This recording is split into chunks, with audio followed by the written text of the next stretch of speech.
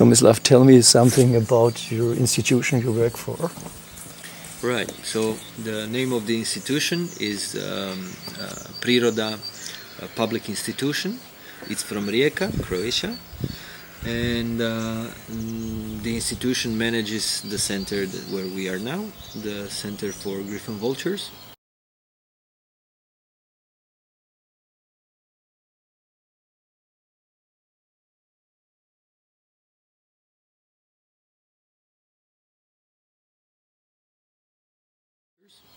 We have also another center for the three big predators.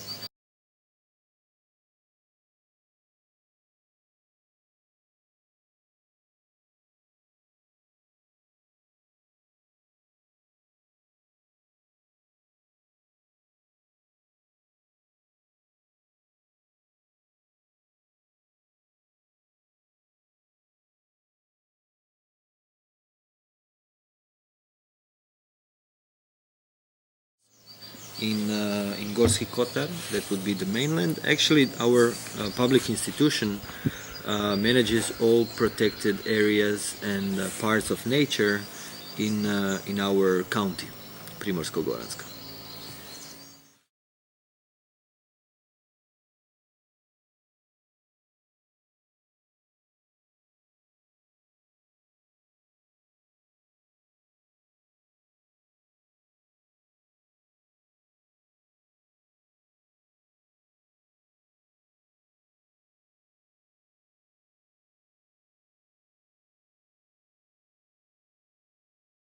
Okay. So the center for the griffon vultures, the rescue center where we are now, its beginning is almost something more than 30 years ago.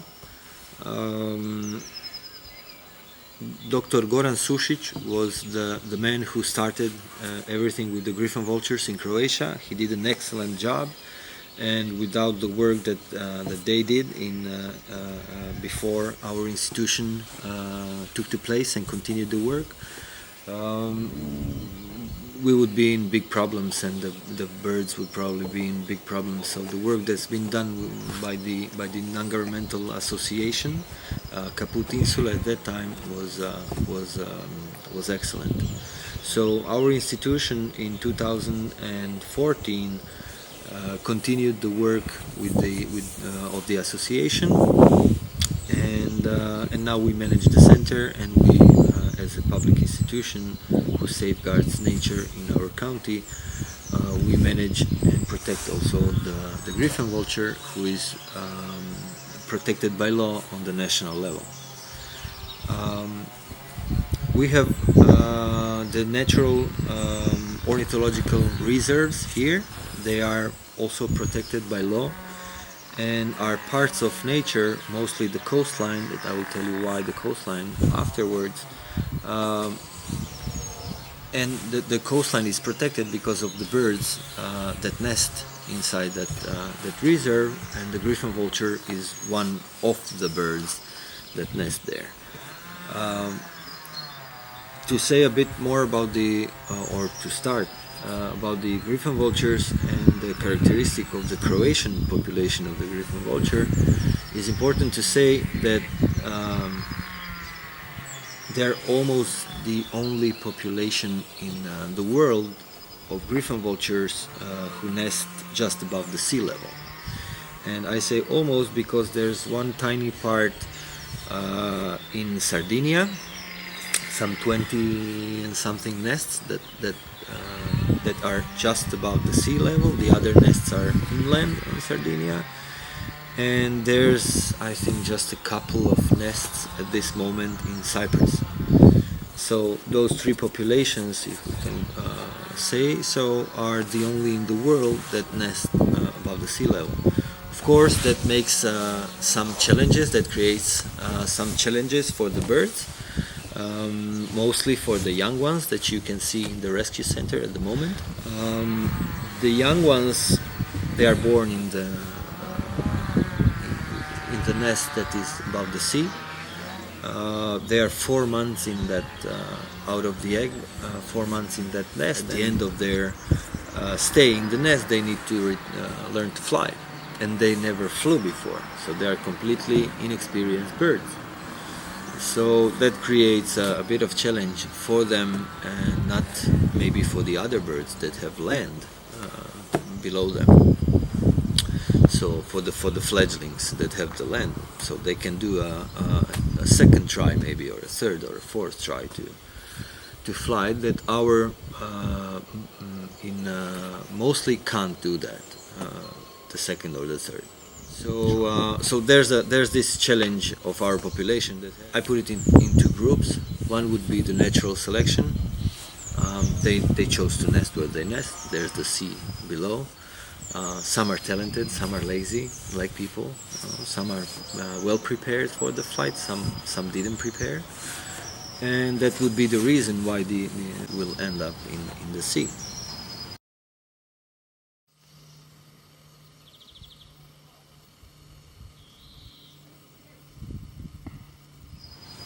The other group of reasons is not natural selection. It's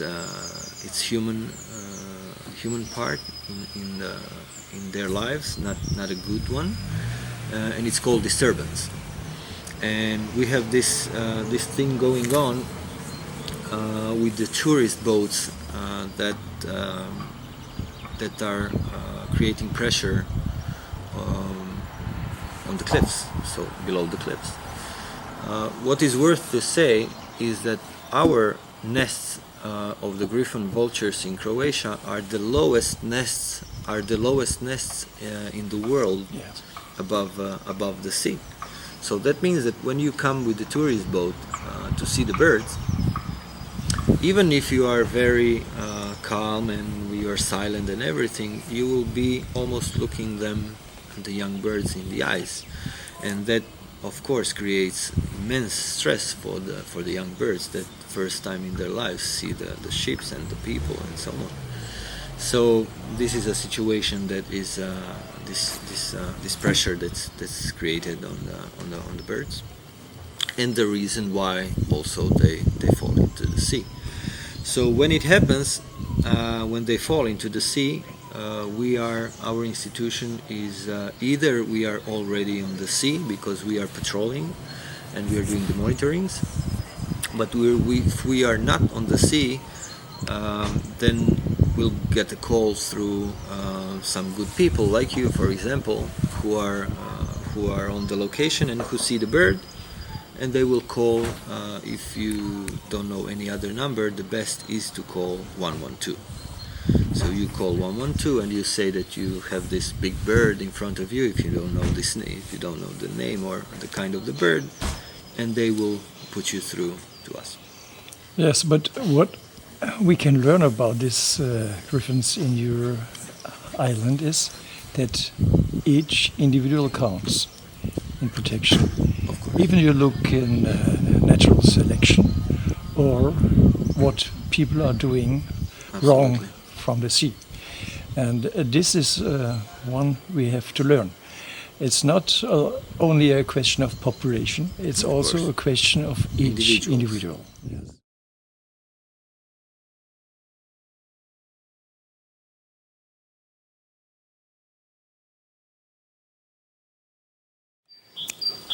All right. One of the main things about the griffon vultures that, from my point of view, one of the main things is their ecological role in the ecosystem. And we all know that the griffon vultures are scavengers, vultures, and that they don't kill and they eat only carcasses. They eat the carcasses of dead animals. Of each carcass of an animal that's been rotting or that died in the forest or by the roads or behind your house in your rural parts, it's a potential threat because of a disease spreading. And by cleaning the environment and eating those carcasses, and only by doing that, they help maintaining our health in a good way, and they help maintain the health of the forest and of the ecosystem.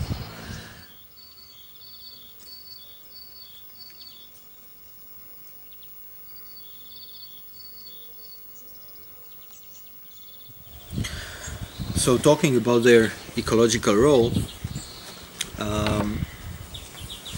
humans, we want to do the work and the job of the griffon vultures. We are not vultures, and we will never do the work as good as the vultures do.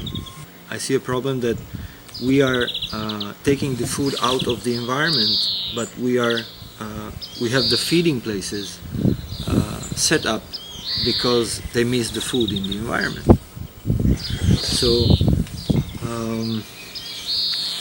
So that's one of the that I see it, one of the problems in that. What you're talking about remembers me the same fault if we think we can take the role of the top predators, because men are not predators and they are not working like a wolf, a bear or a lynx, and therefore this is the same. If we think like this, we don't need these animals. That's right. But as what comes out if you look at Cres, if you don't have vultures? What do you think about? Yeah. What is the future of the feeding of these birds and the whole habitat and ecosystem? Yeah. If we talk about the future of the griffon vultures in Croatia, on the islands here, it's worthy to notion that they have some big challenges. It's also worth the notion that the challenge that they face in Croatia is the same challenge that they face all over where the populations of vultures are. Yes. And when we talk griffon vultures, we talk almost all the vultures of the world. Of the world, yes. Because the main challenges are the lack of food. That's one of the main challenges, because the environment is changing. We are changing the environment. And poisoning is a problem. Electrocution is a problem. Destruction of the environment and the human impact on the environment, that's a problem. If you look at Spain, wind power, windmills, and many other things that are. I will tell you one direct example. A griffon vulture named Hannah that we rescued. I believe it was 2018. And it was that bird had a serious issue with the feathers, which were breaking up, and we couldn't release that bird. And eventually, that bird spent 2 years in a rescue center. So it's a wild bird rescued in the wild. We were very happy because we could release that bird after 800 days being here. And we released the bird, and we found her dead a few months later under the electric pylon here. So that's the story of griffon vultures and of vultures today. This is a metaphor for the endangered species all over the world. Yeah, yes. Yeah. This is what they face. And when people ask us how many of the vultures, so you rescued that amount of vultures in all the years, and when they ask how many of them survive, well, that's really a relative question, because I can tell you how many of them pass that acclimatization period, with which we are then very happy that they are again in the wild on their own. But after that, being in the environment where they have so many challenges, I can't give you a straight answer. They will, how long they will live. Tomislav, when we talk about the future and this special situation in Cres, shrinking areas for suitable habitats and all these things, but you have a lot of individuals left now. What happens in the future, and what do you think, is there a chance perhaps for recovery in other areas? Well, my personal thoughts on the habitats in Croatia is that we still have nature preserved. Yes. And probably a part of being preserved is in doing nothing. And just in doing nothing, we leave that part open for nature to do whatever she wants to do. But also, as everywhere in the world, the human pressure and the human imprint is strong and is going without thinking, I would say, forward, and it will create eventually problems. We already have problems because our populations of griffon vultures, it shrinked from being a very strong and widespread population in Croatia 100 years ago to having 130 nesting pairs on the 4 islands today. So something bad to the vultures, and we know what are all the reasons for shrinking. But also there's a good side of it, because, well, the work that I was mentioning in the beginning, the work that was started by the association, and now that we continue this work, we are putting our forces in a way that we can assist the population and each individual in going forward. So we have some activities also with our new life project that we have started from this year on. Well, actually from the last year, and we have many activities that we think that will be very helpful for the vultures. For example?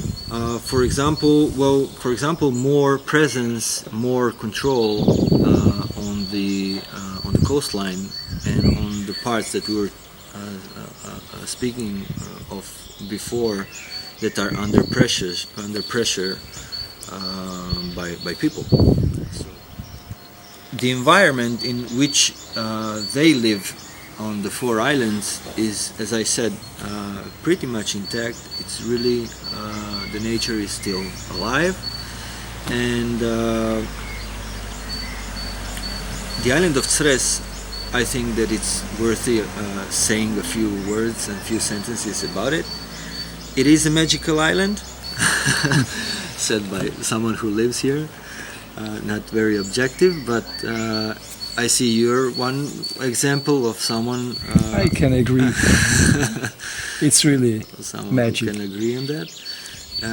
Actually, the island of Cres is the richest island of all Adriatic islands based on biodiversity, and one of the reasons for that is the location of the island of Cres, which is in a place where 2 climates merge and touch. So we have a continental influence, very strong continental influence, and we have the sub-Mediterranean climate, and where they merge here, they create this possibility for a reservoir of biodiversity. The griffon vultures from Cres, do they have a future perhaps in other areas of Europe? Do you have examples? So, population in Croatia, it's been in less numbers before. So when the work started here with the non-governmental association 30 years ago, they were in more bad shape than they were today. So with the work that's been done and with the work that we continue doing, I think that some of the results are showing that population is strengthening. And the very good news is that 2 years ago they returned to a historical place that's on the continent. And as you know, as I told you, they nest in Croatia until 2 years ago. They nested only and exclusively on the 4 islands, and the rest of the historical population of vultures, it died off on the continent. And 2 years ago they came back to a historical place where they were absent from for 150 years. And that's a really good news, because everything in lives of griffon vultures, in their biology and ecology, is very slow. Yes. So they are mature for nesting in the 6th year. The mortality in the first 2 to 3 years is 70, 80, 90%. They have only one egg a year, so everything connected to them, the introduction projects that are being done in Europe, those are really long-lasting projects, and it's really a hard time putting them back to nest in the historical locations. But we see also from many other very good projects in Europe, we can see some very good progress in Sardinia, for example. They remained with 20 birds only, 20 pairs only, and in a few years they did a really good movement forward. So we can see that from all the projects in Europe that are really that some good examples are there, and that the population of vultures could have a bright future if we locate what are the most what are the worst challenges, what are the highest challenges for them. If we locate them, and we can solve those problems, and they can live on. These are really good news for a bird with this strategy. It is, Thanks, indeed. Tomislav. Thank you, It was very Wolfgang. nice to talk with you Thank you very much. and to have for this coming. good news at the last. Thank you.